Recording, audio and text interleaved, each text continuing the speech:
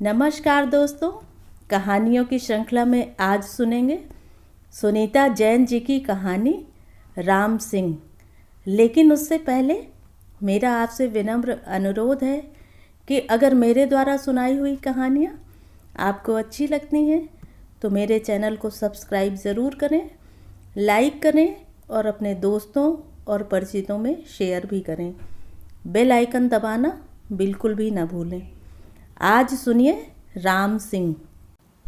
राम सिंह को पहले मैंने कब देखा, वह कहाँ से आया था, उसकी वय तब क्या थी, यह सब बताना शायद आज संभव न हो। हाँ, मुझे ठीक ठीक याद है कि वह हमारे चांदनी चौक वाले घर में था जब 1963 में भारत चीन युद्ध छिड़ने पर मैं उस घर में रह रही अपनी 2 वर्ष की बेटी को लेने भारत आई। मेरी बेटी को लेने आना, बेटी का भारत और हमारा स्विट्ज़रलैंड में होना भी अपने आप में एक कथा है जो भुलाई नहीं जा सकती। बेटी जब 8-9 महीने की थी तब हम उसे उसकी दादी से मिलवाने भारत आए। वैसे भी हमें न्यूयॉर्क छोड़कर स्विट्ज़रलैंड जाना था जहां मेरे पति ने नई नौकरी ली थी, किंतु स्विट्ज़रलैंड में घर कठिनाई से मिलते हैं और हमारा नंबर आने में कुछ देर थी। वे मुझे यहीं छोड़कर चले गए। उनके जाने पर उनकी माँ एकदम बेहाल थीं। मेरे पति अपनी माँ के एकमात्र बेटे थे। उनका बिछोह मेरी सास से सहन न होता। वे बीमार भी थीं। पति के स्विट्ज़रलैंड प्रस्थान के बाद यह मालूम हुआ कि दूसरा बच्चा आने को है।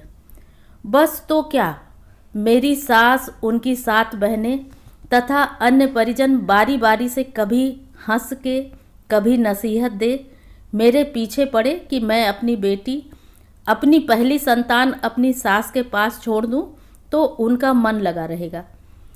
पहले तो मुझे विश्वास ही नहीं हुआ कि कोई ऐसा कह भी सकता है। फिर डर लगा कि ये लोग मेरी बेटी को मुझसे जुदा न कर दें। वे बहुत सारे थे, मैं एकदम अकेली और दूसरे बच्चे के गर्भ के कारण अस्वस्थ थी। तिस पर छोटा सा घर, भारत की गर्मी। ज्यों-ज्यों मेरे जाने का दिन निकट आने लगा, मेरी सास का रोना और वेदना बढ़ने लगी। वे बार बार यही कहती, अब के तुम जब लौटोगे मैं नहीं रहूँगी, इत्यादि। सुनकर कष्ट होता। वे बताती रहती कि अपने बेटे को उन्होंने कितने कष्ट से पाला था। अपनी विधवा सास का यह विलाप मुझे सालता रहता। लगता मैं बहुत स्वार्थी हूँ। जिस दिन मेरा प्रस्थान था उस दिन तो वे जैसे धरती पर बिछ गईं। बोली, बहू तेरे तो एक और हो जाएगा, इस लड़की को मुझे दे दे। जिस मुख निकसत नाही के अपने स्वभाव से विवश और बड़ों के आशीर्वाद से अपने को वंचित करने के डर से डरी, मैंने विमान में बैठने से पहले बेटी को उनकी गोद में दे दिया और विमान में बैठने के बाद मुझ पर जो गुजरी वह शब्दों में न बंधे तो ही ठीक। समय निकलता गया। दूसरा बच्चा स्विट्ज़रलैंड में पैदा हुआ। उसे देखती तो बेटी और याद आती।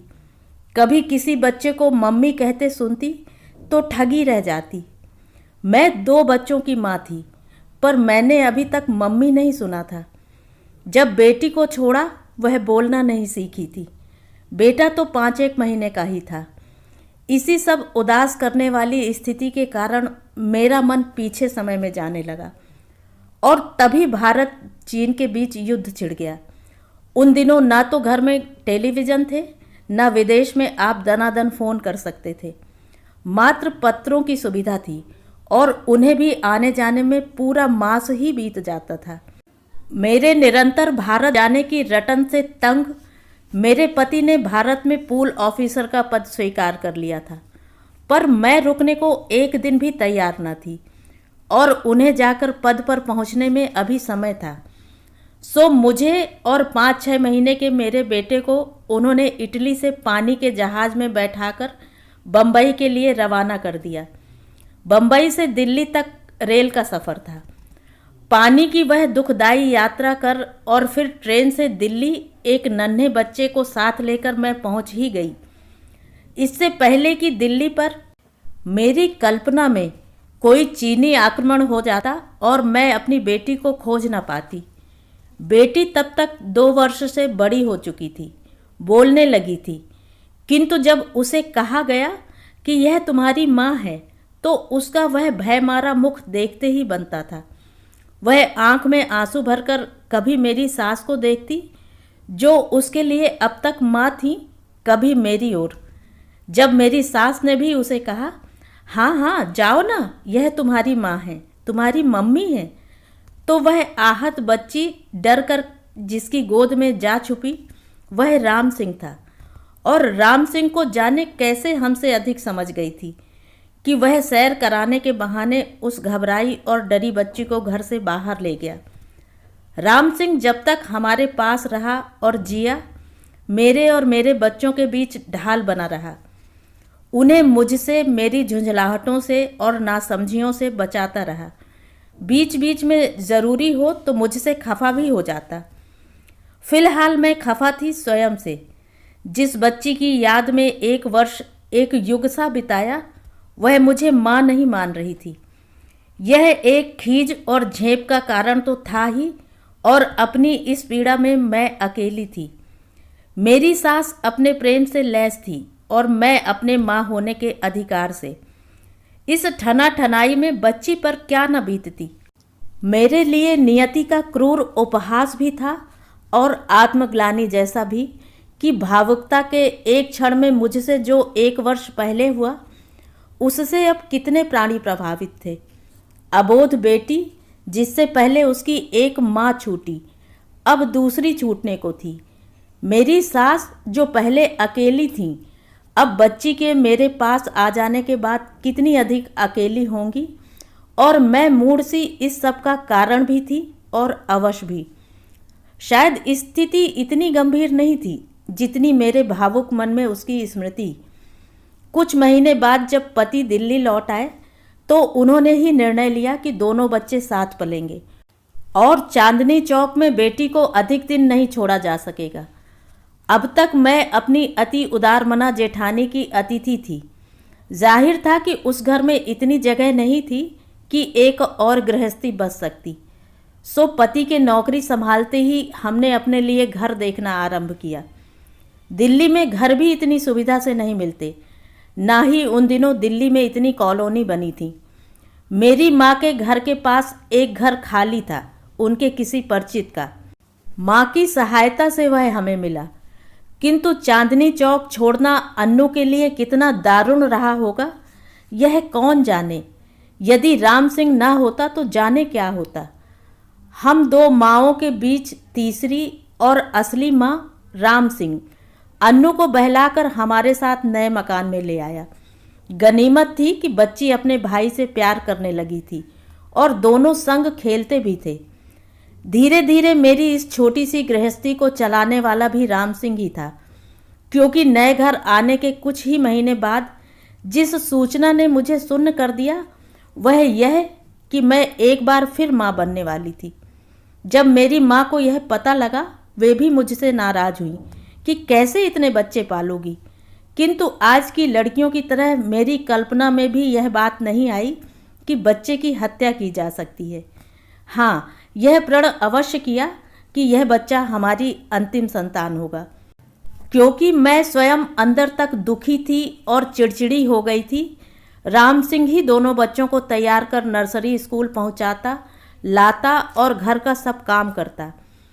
क्या था इस एकदम कृष्णवर्ण मझोले कद के 31 वर्ष के व्यक्ति में कि उसने मेरे सारे कामों को अपने सिर ओढ़ लिया।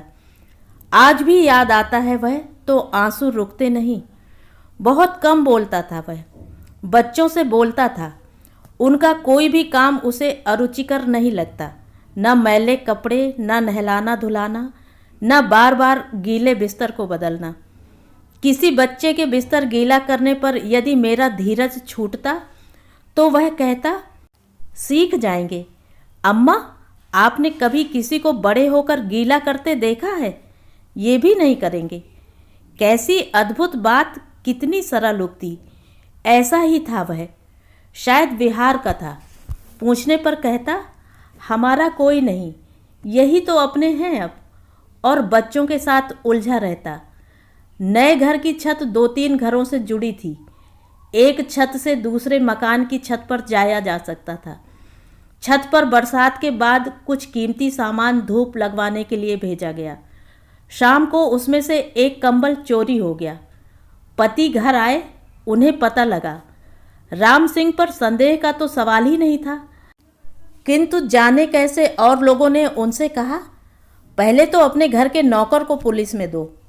वे भी मान गए, पर ज्यों ही उन्होंने मुझसे कहा कि पुलिस को फ़ोन करेंगे, मैं दोनों हाथ फैलाकर राम सिंह के आगे खड़ी हो गई और बोली, यह गया तो मैं भी जाऊंगी इसके साथ।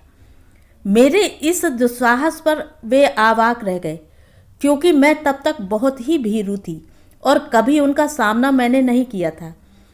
एक बार तो वे लाल पीले होने को हुए। फिर उन्हें स्वयं समझ में आया कि मेरा आशय क्या है।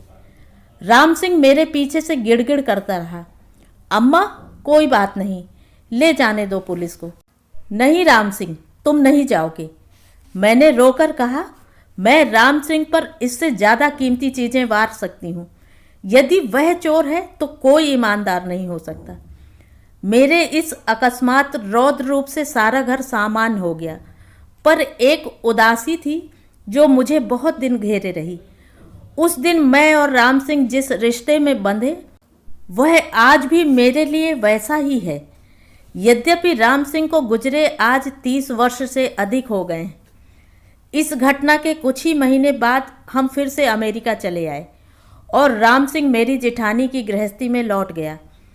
जाते जाते मैंने पूछा, हम आएंगे तो तुम मिलोगे ना? तो और कहाँ जाएंगे हम, कहकर वह बच्चों को बार बार लिपटाकर रोने लगा। और सच ही जब अमेरिका से 7 बरस बाद हम लौटे तो वह वहीं था। इन 7 बरस में मैंने एमए और पीएचडी कर ली थी। आते ही एक कॉलेज में मेरी नियुक्ति हो गई। हमारा मकान जो मेरी अनुपस्थिति में बना, मेरे कॉलेज से बहुत दूर था।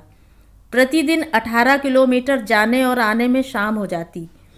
बच्चे 10, 8 और 7 वर्ष के थे। तीनों को हिंदी नहीं आती थी। मुझे समय नहीं था। ऊपर से नई नई बीमारियां दिल्ली की, कभी पेट खराब, कभी वायरस। इन सब भीषण परिस्थितियों में मेरा एक ही कर्णधार था, राम सिंह। आज सोचती हूँ तो अन्याय सा लगता है एक व्यक्ति पर यूं लद जाना। मैं तो कठिनाई से शाम का खाना बना पाती थी, शेष सब वह देखता। उसका बोझ हल्का करने के निमित्त मैंने घर के पास बने एक नए कॉलेज में स्थानांतरण करवा लिया, किंतु उसका बोझ घटा यह दावा तो नहीं कर सकती। मैं जितने समय घर पर रहती भी तो कुछ न कुछ लिख रही होती या परीक्षा की कॉपियां जांच रही होती। मेरे बच्चों की फिर असली माँ राम सिंह ही था। यहाँ तक कि हमारा मकान जब बना उसमें भी वह चौकीदार की तरह रहा, तभी निर्माण संभव हुआ।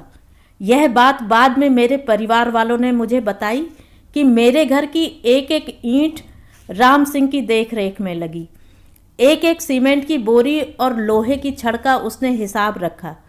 क्योंकि हम लोग विदेश में थे और मेरी ससुराल में कोई भी इस योग्य नहीं था कि आकर मकान के निर्माण को संभालता।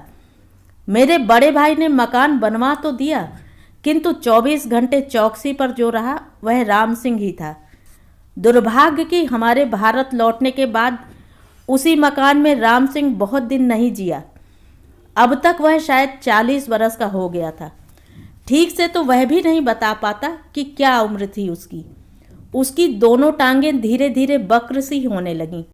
पहले भी बहुत सीधी तो नहीं थीं। यदि मैं अपनी व्यस्तताओं से इतनी घिरी न होती तो जल्दी ही भांप लेती कि उसकी तबीयत ठीक नहीं, किंतु मेरे लिए तो वही लौह पुरुष था। उसके बीमार होने की बात की मैं कल्पना तक नहीं कर सकती थी। जिस वर्ष वह गया उस वर्ष उसका व्यवहार अटपटा होने लगा था। कभी कभी आंखें लाल हो उठती और वह मुझ पर गुस्सा हो जाता कि काम ज़्यादा है। कभी खाना नहीं खाता। यदि वह सेवक न होता तो हम समझ लेते कि उसका रक्तचाप बढ़ा हुआ है। एक नासमझी थी मेरी, एक उस पर विश्वास, दूसरा वह कभी कुछ बताता भी तो नहीं था। एक दिन वह उठकर नहीं आया। जाकर देखा तो सन्निपात जैसी स्थिति में था। पास के डॉक्टर को बुलवाया। उसने जो आकर कहा तो उससे मेरे हाथों के तोते उड़ गए। राम सिंह बचपन से अफीम जैसा कुछ खा रहा था। इधर उसकी मात्रा बढ़ा दी थी।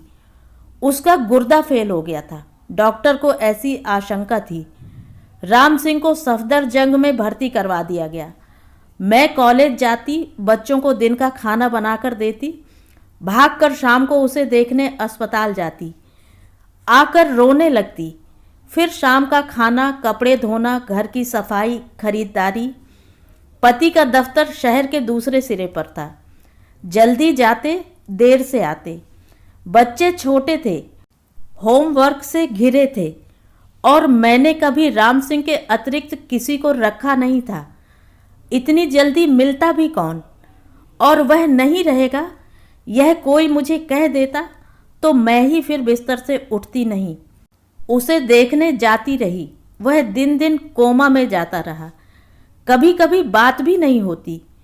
जो कुछ उसके लिए ले जाती, पास में रखकर चली आती। एक दिन एक नर्स मुझ पर झल्लाई कि इस मरीज के पास कोई घर का क्यों नहीं रहता। यह बात एक तमाचे सी लगी। जो सबसे अधिक हमारा था, हम ही उसके घर के न हो सके। हम दोनों नौकरी पर थे, सो कौन उसके पास रहता। उसका बक्सा खोलकर उसके सामान की पड़ताल की, पर किसी भी परिजन का कोई नाम पता न मिला। मुझे याद है दशहरे की सुबह 4 बजे का समय रहा होगा। वह सफ़ेद उजले कपड़ों में स्वस्थ स्फूर्त मेरे सम्मुख मेरे स्वप्न में खड़ा था। मैंने ललक कर कहा, राम सिंह, तुम ठीक हो गए? हाँ अम्मा, हम ठीक हो गए। और तभी दरवाजे की घंटी बजी। मेरी आंख खुली। अस्पताल से तार था कि आपका मरीज नहीं रहा, आकर उसे ले जाइए। वह जाते जाते भी मेरे पास आया था। सपने याद नहीं रहते, किंतु उसका वह रूप, वह सपना आज भी ज्यों का त्यों साफ है। वहीं खड़ा है वह, साफ धुले सफ़ेद कुर्ते पाजामे में। राम सिंह यदि स्वर्ग नहीं गया तो कौन जाता होगा वहाँ। तो ये थी कहानी। कहानी आपको कैसी लगी? कमेंट करके ज़रूर बताएं।